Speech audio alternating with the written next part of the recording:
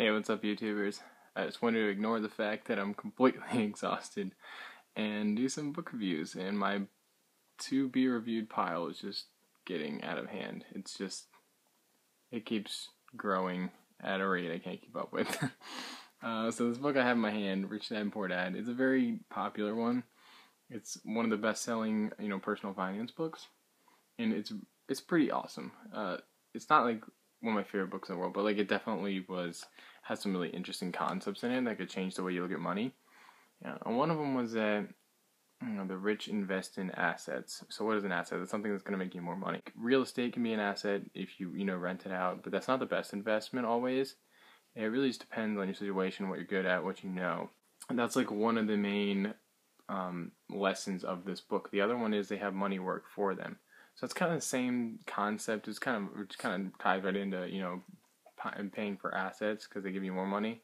But what that means is if you think about the person on top of a business, then typically the CEOs of companies, they don't really have to do a lot of work. It's mostly knowledge that they share and use to direct the company. Now that's still work. Don't get me wrong. That's still a lot of work. They're not out on the floor making $10 an hour, right? They are the ones paying you to make them a bunch of money. But there's some people who just own multiple businesses and they don't really have to do much. It's because they were able to hire people that were so confident that they could run the business for them, and then they just have money flowing in. But what I'm trying to say here is that they basically have money working for them. The CEO of Dick's Sporting Goods is not going to be out on the floor selling bikes.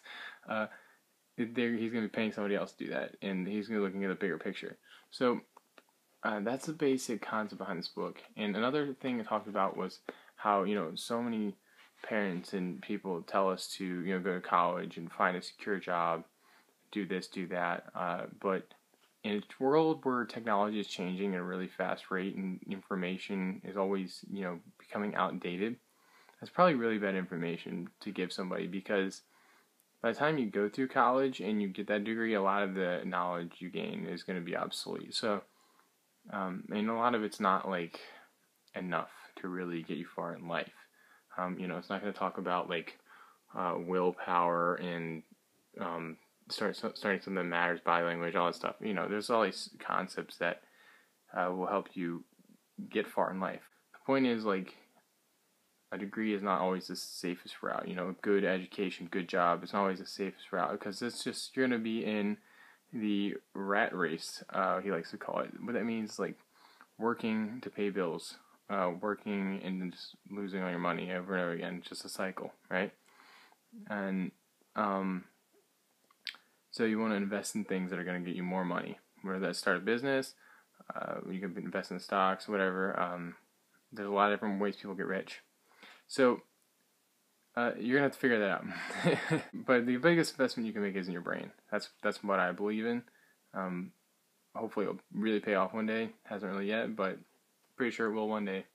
And one of the coolest things I took away from this was that there's not a single rich person out there that hasn't lost money. When you go take risks, you're going to lose money. But the thing is, they learn from it and they don't let it hold them back. It's just it's a setback for them. It's not a permanent failure, right? When a lot of people, it's riding a bike. You're going to fall, probably. Unless maybe you spend enough time on a strider when you're little, but or balance bike, but there's a really good chance you're going to fall a few times. Learning to skateboard, learning to ride a bike, things are going to happen. You're going to make mistakes. So when you invest, you're probably going to lose money. And if you can accept that and get past it, then you're much more free to take risks. So, very interesting book. It's very, very cool. I enjoyed reading it all the way through. I hope I, got the messages across in a good enough way. I can't talk right now because I'm really tired. But yeah, great book, Rich Dad Poor Dad. I definitely recommend it. It'll just change the way you look at money, and I think this could be really a game changer. But it's not the only book you should read, right? Don't just latch onto one book and think you got it all. Keep reading. So if you guys have any questions or comments, feel free to leave them below. I'm always happy to get back to you. And I hope you guys enjoy this. Be sure to subscribe, and I will see you soon.